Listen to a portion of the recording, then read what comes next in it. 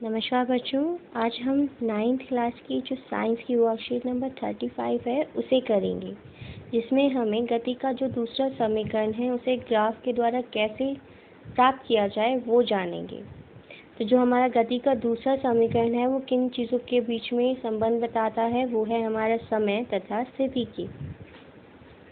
जैसा कि हम जानते हैं कि जब कोई वस्तु सीधी रेखा में एक समान त्वरण से चलती है तो वो एक निश्चित समय अंतराल में या निश्चित समय में एक जितनी ही दूरी तय करेगी, जिसे हम गति के दूसरे समीकरण जो कि है s बराबर है ut जमा 1/2 at स्क्वायर के द्वारा ज्ञात कर सकते हैं। गति का दूसरा समीकरण वस्तु के समय और स्थिति के बीच में संबंध बताता है। इस समीकरण को वस्तु के वेग समय ग्राफ, किसके मध्य ग्राफ बनाएंगे, वेग समय ग्राफ से हम प्राप्त या व्युत्पन्न कर सकते हैं। तो आइए आज हम इसके नेक्स्ट पेज पर गति के दूसरे समीकरण को ग्राफ के द्वारा कैसे प्राप्त किया जाए वो देखेंगे। तो सबसे पहले हमें क्या करना है, हमें ग्राफ बनाना है। किनके मध्य, वेग तथा समय के बीच में।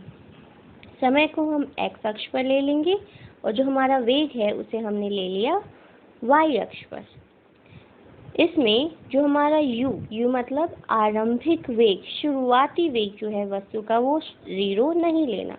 इसलिए हमने हमारा जो वेग लिया है यानी a जो पॉइंट लिया है वो 0 पे नहीं, 0 पे नहीं, उससे ऊपर लिया गया है। इस वस्तु का जो आरंभिक वेग यानी u है वो t समय में कितना हो जाता है, v, यानी ये u से बढ़कर जब वो a पर पहुंचा तो इसका जो वेग बना वो बन गया है v, यानी इसका अंतिम वेग। इसे कितना समय लगा, यानी ये जो समय है वो है हमारा स्मॉल t। तथा वस्तु का वेग जो है एक समान दर से परिवर्तित हुआ, यानी हम त्वरण की बात कर रहे हैं। त्वरण क्या होता है, किसी वस्तु के वेग में परिवर्तन की दर को हम हमारा a यानी त्वरण कहते हैं। अब हमने क्या किया, इस B बिंदु से x अक्ष पर एक लंब डाला। तो ये लंब मतलब 90 डिग्री का कोण जो x अक्ष पर किस पे मिल रहा है, C बिंदु पर। ठीक, नेक्स्ट हमने किया, हम जानते हैं कि वस्तु के द्वारा तय की गई दूरी यानी s वेग समय ग्राफ में निश्चित समय t में AB के नीचे जितना क्षेत्रफल आता है, हमारा ये है AB, इसके नीचे यानी इसके नीचे तो ये वाला क्षेत्रफल। अगर हम ये क्षेत्रफल निकाल लें तो हम कह सकते हैं कि इस वस्तु ने कितनी दूरी तय की। तो किसी वस्तु के वेग समय ग्राफ में जो ये लाइन है AB, इसके नीचे जितना भी क्षेत्रफल है, इसके द्वारा हम वस्तु के द्वारा तय की गई दूरी को ज्ञात कर सकते हैं। तो ये क्षेत्रफल कैसे निकालें, हम इस पूरी आकृति यानी ABCO, इसका अगर हम क्षेत्रफल ज्ञात कर ले तो हमारे पास इस वस्तु के द्वारा तय की गई दूरी आ जाएगी। तो कैसे पता करेंगे इसका क्षेत्रफल, यहाँ पर अगर हम ध्यान से देखें तो दो आकृति बनती है। एक आकृति तो ये है जो है एक आयत ADCO, और दूसरी आकृति बनता है एक त्रिभुज जो है ABD। तो हमारा जो क्षेत्रफल बनेगा यानी वस्तु के द्वारा जो तय की गई दूरी यानी S होगी, वो होगा इस पूरे का क्षेत्रफल। पहला तो आयत है हमारा OADC, ये वाला भाग। दूसरा है हमारा त्रिभुज ABD यानी ABD, इसका क्षेत्रफल। आयत के क्षेत्रफल का फॉर्मूला होता है लंबाई गुना चौड़ाई। तो यहाँ से देख लेते हैं हम, ये है हमारी आयत, इसकी लंबाई कितनी है, वो है OA गुना में चौड़ाई यानी OC, ये आ गया आयत का फॉर्मूला। वहीं अगर हम त्रिभुज ABD की बात करें, ABD इस त्रिभुज की बात करें तो त्रिभुज का फॉर्मूला होता है 1/2 गुना आधार गुना लंब, यानी आधार तो इसका है AD, लंब है हमारा BD। अब हमें पता है OA क्या है, हमारा आरंभिक वेग, और आरंभिक यानी प्रारंभिक वेग होता है u। वहीं अगर हम OC की बात करें, OC और AD दोनों समांतर लाइन है, तो वो दोनों भी बराबर हो जाएंगी, जो कि है हमारा समय के यानी t। वहीं जो हमारा BD है वो बराबर है AT। ये कैसे आया? A मतलब त्वरण, त्वरण क्या है? हमारे वेग में परिवर्तन यानी BD बटे में t। तो BD का क्या वैल्यू आई हमारी? A गुना में t। इसे दोबारा देख लो, BD हमें ज्ञात करना है, तो हमने क्या किया? हमने त्वरण का फॉर्मूला लिया। त्वरण क्या होता है? वेग में परिवर्तन की दर। तो यहाँ वेग में कितना परिवर्तन हो रहा है? यदि हम BC में से ये वाला CD हटा दे तो हमारे पास ये BD आ जाएगी, यानी ये है वेग में परिवर्तन। तो BD बन गई हमारी A गुना में T।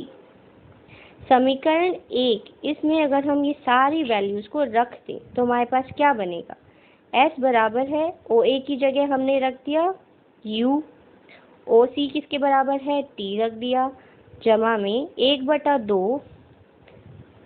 नेक्स्ट हमारा AD किसके बराबर है? T के, तो यहाँ पे T रख दिया, गुना में BD किसकी वैल्यू क्या निकाली हमने? AT। तो जो फॉर्मूला बनता है हमारे पास वो आया S बराबर है UT जमा 1/2 AT का स्क्वायर। यही है हमारे गति का दूसरा समीकरण। इसी के आधार पर हमारी इसी वर्कशीट में क्वेश्चन दिया गया है, वो देखते हैं।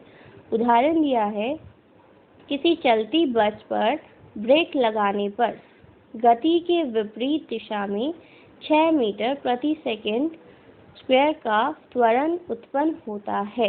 यदि बस ब्रेक लगाए जाने के बाद रुकने में 2 सेकंड का समय लेती है तो उतने समय में उसके द्वारा तय की गई दूरी ज्ञात कीजिए। हमें पता है हमें फॉर्मूला लगाना है ये वाला। कौन सी चीज़ें हमें दी गई हैं? पहले तो हमें दे रखा है A, विपरीत दिशा में त्वरण है तो हम फॉर्मूला लगा, जो चिन्ह होगा वो -6 मीटर प्रति सेकंड स्क्वायर। क्या दिया है? समय कितना दिया है? समय है हमारा 2 सेकंड का। पहले वो बस चल रही थी, यानी उसकी जो आरंभिक गति थी वो कितनी है? U हमें दे रखी है, तो U तो हमें दी ही नहीं गई। ब्रेक लगाया, ब्रेक लगाने के बाद गाड़ी यानी वो बस रुक गई, यानी उसका जो अंतिम वेग है वो है 0 मीटर प्रति सेकंड का। तो हमें इसमें 2 चीज़ें ज्ञात करनी है, पहला है आरंभिक वेग और दूसरा है दूरी। तो ऐसे निकालेंगे। तो सबसे पहले हम प्रारंभिक वेग गति के पहले समीकरण से निकालेंगे, जो कि है हमारा v बराबर है U जमा AT। हमारे पास v का मान है, हमारे पास t भी है, हमारे पास a भी है। तो इन सब की वैल्यूज़ रखने पर हमारे पास आरंभिक वेग यानी u आ जाएगा। फिर गति के दूसरे समीकरण में जब हम ये सब चीज़ों का मान रख देंगे तो हमारे पास तय की गई दूरी भी आ जाएगी। अब हम आपके अभ्यास के प्रश्न कर लेते हैं। हमारा पहला प्रश्न है कि गति का पहला और दूसरा समीकरण लिखिए।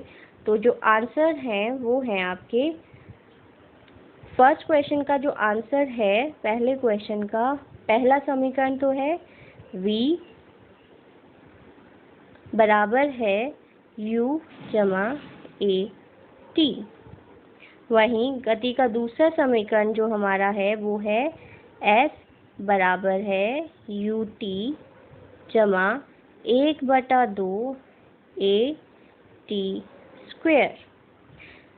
प्रश्न नंबर 2 है, गति के दूसरे समीकरण को वेग समय ग्राफ से व्युत्पन्न कीजिए। तो जो आपका वर्कशीट में दिया गया है व्युत्पन्न करना, इसे आप क्वेश्चन नंबर 2 के आंसर में लिखेंगे। नेक्स्ट जो आपका क्वेश्चन नंबर 3 है वो कहता है, कोई कार एक समान रूप से 1 मीटर प्रति सेकंड स्क्वायर से त्वरित होती है। 5 सेकंड में 5 मीटर प्रति सेकंड से वो 10 मीटर प्रति सेकंड की चाल प्राप्त कर लेती है। तो उतने समय में कार के द्वारा तय की गई दूरी ज्ञात कीजिए। तो इसका जो हल है वो हम नेक्स्ट पेज पर करते हैं। आंसर नंबर 3, क्या क्या चीज़ें दी गई हैं? सबसे पहले तो दिया गया है त्वरण, 1 मीटर प्रति सेकंड स्क्वायर। तो ए कितना है? 1 मीटर प्रति सेकंड स्क्वायर। क्या है साथ में? जो समय है वो है 5 सेकंड, यानी टी हमारे पास आ गया 5 सेकंड का। इसकी चाल में कितना परिवर्तन हुआ? 5 मीटर प्रति सेकंड से 10 मीटर प्रति सेकंड हो गई, यानी जो आरंभिक थी वो थी 5 मीटर प्रति सेकंड,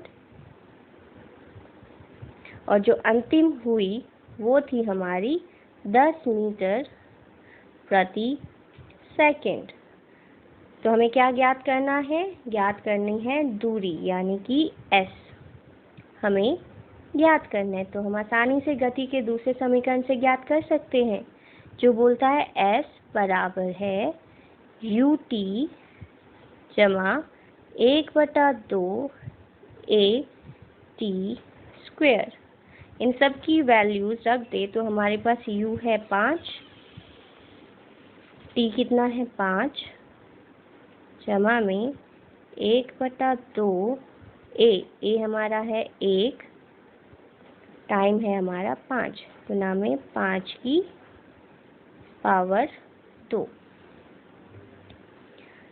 5 5 जा, तो हमारा जो s आएगा वो है 25 जमा 1/2 गुना में 25 पंजे 25,